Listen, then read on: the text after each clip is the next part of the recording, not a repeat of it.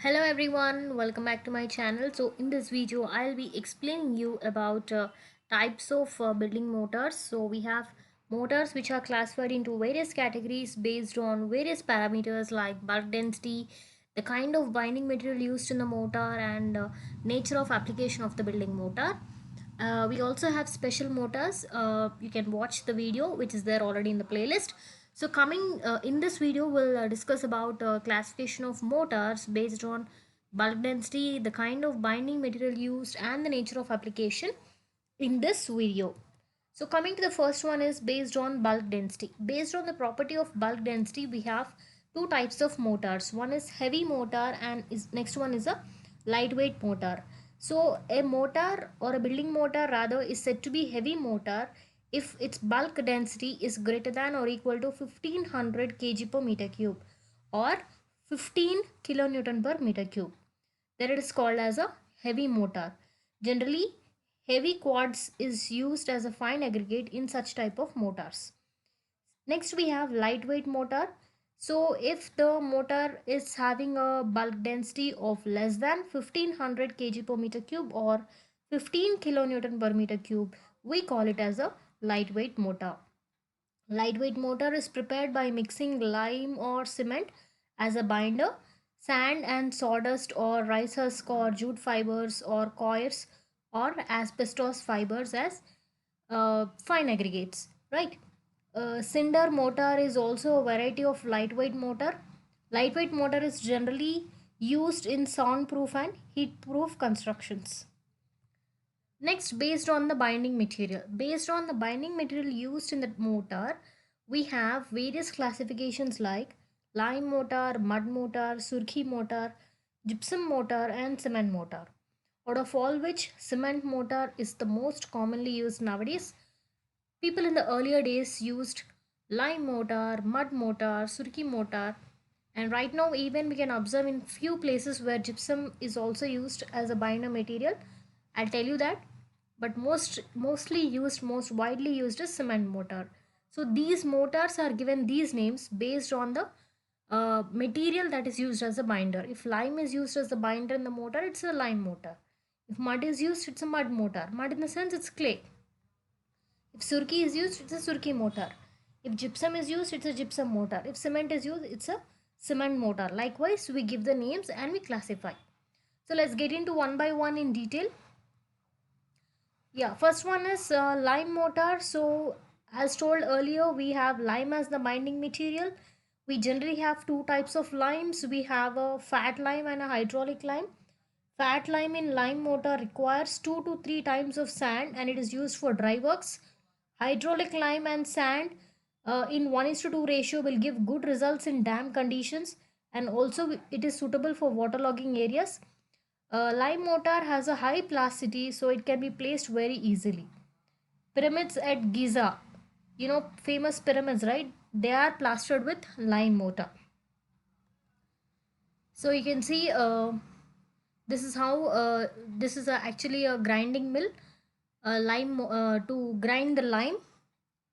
So this was a bullock cart driven or a bullock driven. Earlier days people used to use a bull, and you can see this circle here. So here the lime used to be there, and this roller, when it at this end here, there a bull is tied here, an ox like that, and when it is moving, the lime used to become powder here. So it used to move in a circular fashion, and all when it is moving, this roller will move on to the lime, and it will make a very fine powder. And now latestly we have power driven grinding mills. So it's driven with the help of power. So you have two rollers, you place the lime which you get in stone like formation, you put into that and you make a fine powder. So this is you can see few diagrams where lime mortar is used, mostly used in uh, old monumental structures like that, even like Taj Mahal. So as I've told you, we have fat lime and hydraulic lime. So this is the proportion which is used, and the source from which I have taken this is, it's from Bansal. Okay, engineering materials by Bansal. Next we have mud mortar. So what do you mean by mud mortar? Mud mortar will have mud as a binder material, in which clay, mud in the sense clay is the binder material.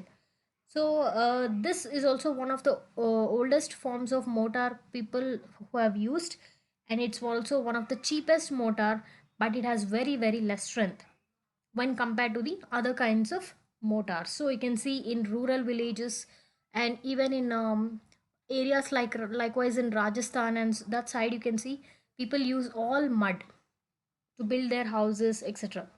Right? So that's called as a mud mortar. So we the raw material is clay, which is the mud. So we prepare the clay first. So we break all the clay particles into very fine powder. We temper it, in the sense we add water, we mix properly, and then we ram it to get a proper homogeneous mixture. And that mixture is used for all sort of construction works, for construction of walls or for plastering, etc., or in the building of houses, like that. So you can see all in this diagram. So you can see even we can make bricks out of clay. Even you can make out tiles. Even you can burn the clay and you can make tiles which you call terracotta items, like that.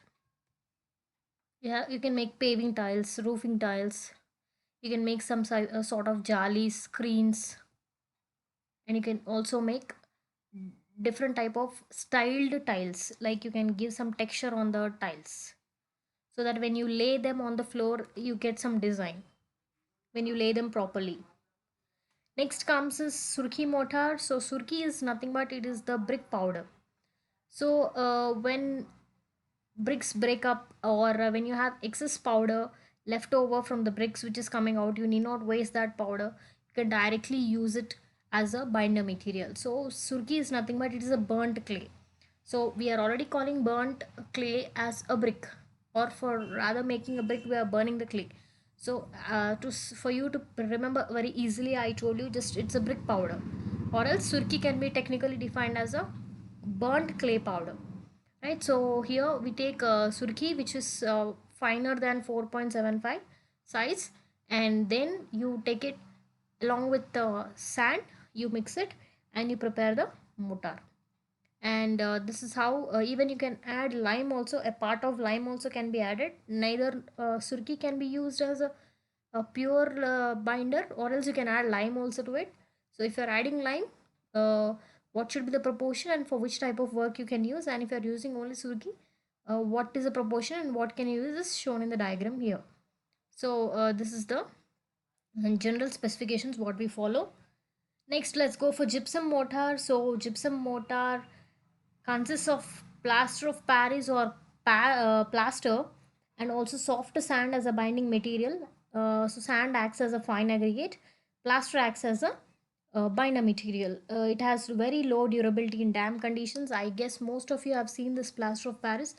Using this plaster of Paris or gypsum mortar, people manufacture idols like Ganesh idols, etc. So that's all from this only. That's only is called as our gypsum mortar.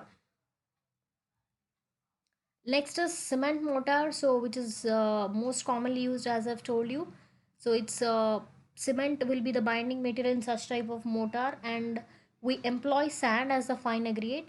The proportion of cement and sand to be used is decided based on the specified durability and the working conditions. Means where you want to apply, based on that we select the proportion. So cement mortar will give high strength and resistance against water, and the proportion of cement to sand may vary from 1 is to 2 to 1 is to 6 based on various kinds of applications like plastering or rendering, etc. So cement mortar is basically sand plus cement plus water.